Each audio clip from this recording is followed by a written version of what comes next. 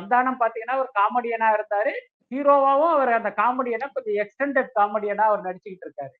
சூரியை பொறுத்தவரைக்கும் அந்த கதாபாத்திரத்தை தேர்ந்தெடுத்து அதுக்குள்ளார தான் பொருந்துகிற மாதிரி, அங்க வந்து எங்கேயுமே அந்த அபத்த காமெடி செய்யாம அந்த கதாபாத்திரமாகவே பொருந்தியதான் அவருடைய படங்களுக்கு வந்து மக்கள் வரவேற்பு குடுத்தாங்க. உதாரணத்துக்கு விடுதலையும் சரி, கருடனும் சரி. ஆனா கொட்டுக்காளிய வந்து நம்பளால அப்படி சொல்ல முடியல. கொட்டுக்காளி ஒரு வித்தியாசமான முயற்சி என்று சொல்லப்பட்டாலும், நீங்க படமா பார்க்கும்போது இந்த படத்தில் சூரி நடிப்பதற்கு பதில் நீங்களோ, நானோ நடித்திருந்தாலும், அந்த படம் அப்படிதான் இருந்திருக்கும். சூரியினால ம். அந்த கொட்டிக்காடு படத்துக்கு வந்து எந்த நன்மையும் ஏற்படவே இல்ல. அவருடைய கதாபாத்திரம்ங்கிறது மிக சாதாரண ஒரு கதாபாத்திரம் தான்.